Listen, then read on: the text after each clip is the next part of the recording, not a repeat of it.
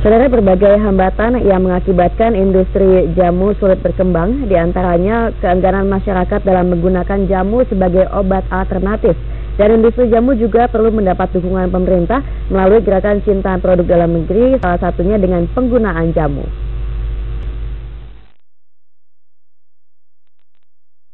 Dari sebagian besar masyarakat Indonesia, jamu masih dipercaya sebagai obat tradisional yang efektif untuk mencegah dan mengobati berbagai macam penyakit. Berdasarkan data riset kesehatan dasar, 55,3% penduduk Indonesia menggunakan jamu. Bahkan 95% diantaranya menyatakan jamu bermanfaat. Ada kebiasaan orang Indonesia lebih suka berobat alternatif atau pengobatan dengan herbal, sehingga konsumen merasa tergantung dengan obat tradisional. Kondisi tersebut jangan sampai dimanfaatkan produsen yang tidak bertanggung jawab dengan memberi campuran obat kimia atau tidak memiliki izin edar. Akibatnya obat tradisional tersedia tidak lagi memberi manfaat seperti ramuan aslinya. Konsumen harus pandai membentengi diri, terutama bila membeli obat di pedagang eceran yang relatif mudah dijangkau. Harus ada izin dari POM-nya dulu. Kalau udah ada dari POM, berarti kan sudah terdaftar, bisa masuk ke apotik. Itu obat kan obat baru, banyak yang mencari juga, jadi kita bisa sediakan.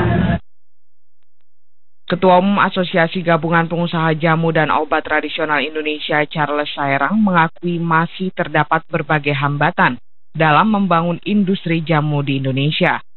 Di antaranya, pola penggunaan produk obat asing di masyarakat, biaya riset tanaman obat yang mahal, serta aturan produksi jamu bagi usaha skala kecil yang sangat ketat.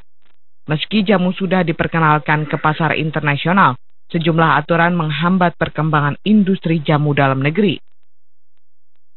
Ya, kami melihat begini, perkembangan jamu ini sebenarnya cukup besar ya. Hanya potensinya mungkin kita perlu waspadai dengan adanya ASEAN organisasi ini. Karena potensinya adalah 250 juta penduduk yang kita bicarakan.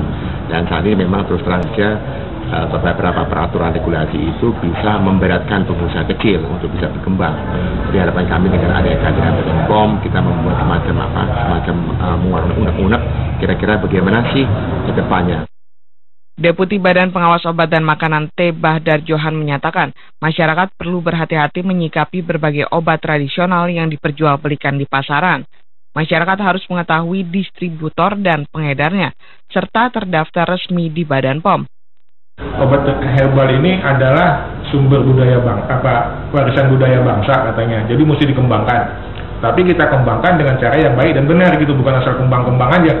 Makanya itu kita di sini ada satu direktorat khusus untuk itu. Jadi di situ kita mulai memberitahukan, memberikan pelayanan, memberikan informasi mengenai bagaimana cara pembuatan, bagaimana cara memilih simplicia atau herbalnya. Produsen harus memperhatikan aspek kesehatan, mulai kebersihan bungkus jamu atau bahan baku pembuatannya hingga masyarakat mengkonsumsinya. Produk kesehatan pria Soe misalnya telah diakui dan terdaftar di Badan POM RI, serta tersedia di sejumlah apotik di Indonesia.